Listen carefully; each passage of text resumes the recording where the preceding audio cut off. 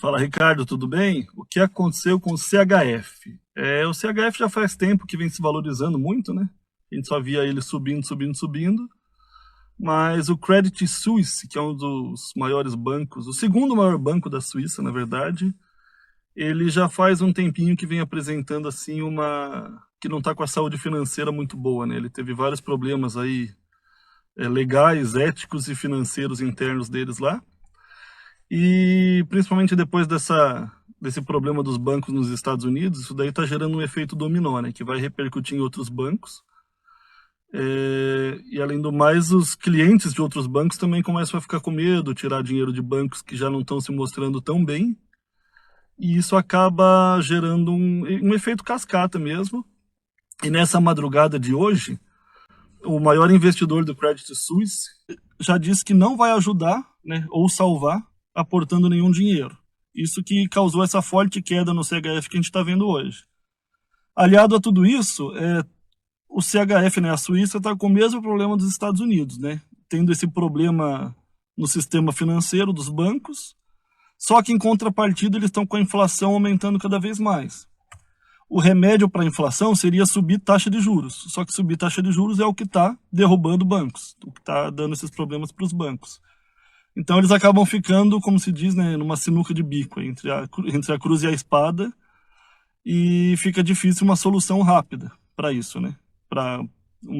Dependendo da atitude que eles tomarem, subir ou baixar a taxa de juros, resolve um lado e prejudica outro. Então acho que a gente vai ver o CHF caindo por mais um tempo. E aí, Tiagão, considerando que você esteja, né, eu sei que está, na posição certa nas suas ordens do JPY, né, você deve estar apostando numa valorização deles, porque eles estavam muito desvalorizados. Então, continuando o que eu estava falando na resposta anterior, essa queda que está vindo pela frente no USD, no CHF, no euro, enfim, em todos esses países que subiram muito taxa de juros para conter um problema da inflação, vai refletir de forma positiva no JPY. Primeiro porque o Japão é uma reserva de emergência, né, para esses momentos de crise, assim como o CHF e o dólar. Só que o CHF e o dólar não estando em um momento tão bom, o pessoal vai preferir ir para o Japão, isso vai valorizar o Japão. Segundo, que o Japão não fez como esses outros países, não subiu taxa de juros, né, o que fez ele ficar muito desvalorizado por um momento. Eu acredito, venho falando há muito tempo e acredito mais do que nunca que o Japão vai acabar saindo dessa crise mais forte do que todos os outros países, né? Justamente por essa paciência aí dos japoneses, eles esperaram o momento certo, não subiram taxa de juros correndo. Então, eu acho que isso vem reforçando cada vez mais essa tese que eles vão sair bem dessa situação toda. Eu acho que esse momento dessa virada está chegando. Talvez ainda a gente vai ter muita flutuação, claro que é normal, mas eu arriscaria dizer que não vai demorar muito para você se livrar dos seus JPYs. Onde você acha que a taxa de juros vai finalizar o ano de 2023? Eu acho que a última semana mostrou pra gente que a gente não deve ficar fazendo tanta previsão assim tão cedo, porque há uma semana atrás as apostas estavam em terminar o ano entre 5,5% a 6%. Né? E as apostas já estavam 90% para que na próxima reunião do Fed, dia 22, subisse 0,5%, né, na taxa de juros.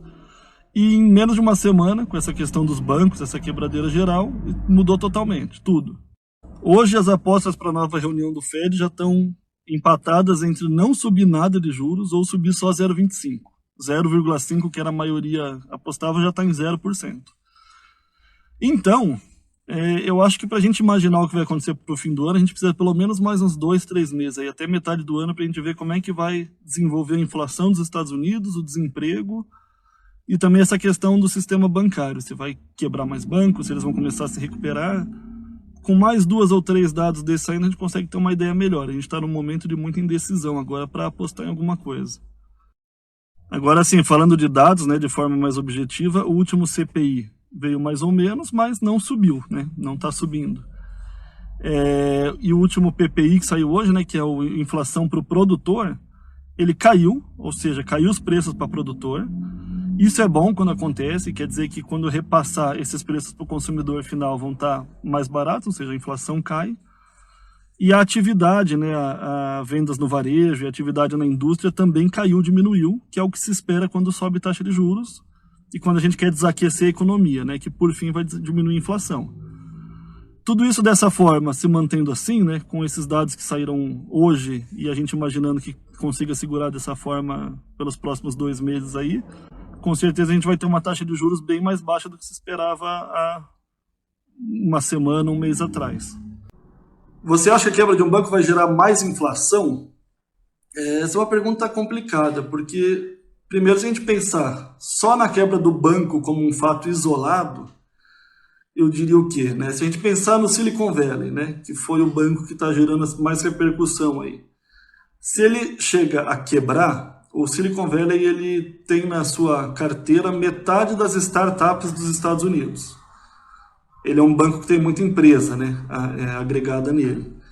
O que isso quer dizer? Se ele realmente quebra e esses clientes perdem seu dinheiro ou uma parte do seu capital que está ali, é muita empresa que vai ser prejudicada. O que isso significa? Com certeza vai gerar muito desemprego, né, diminuição no aquecimento da economia.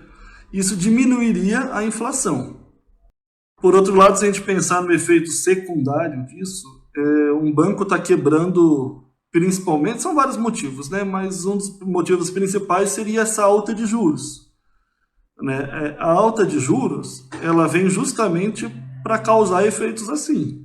Né? Talvez eles não queiram quebrar um banco grande, mas eles querem justamente desaquecer a economia, eles querem desemprego aumente. Então, é um efeito ruim, mas é um efeito do aumento da taxa de juros. Agora, se eles não querem que o efeito seja tão forte assim, pode forçar eles não subirem mais a taxa de juros ou até que tenham que diminuir antes a taxa de juros. E isso sim poderia causar um aumento na inflação, né? Ou uma dificuldade maior de diminuir a inflação.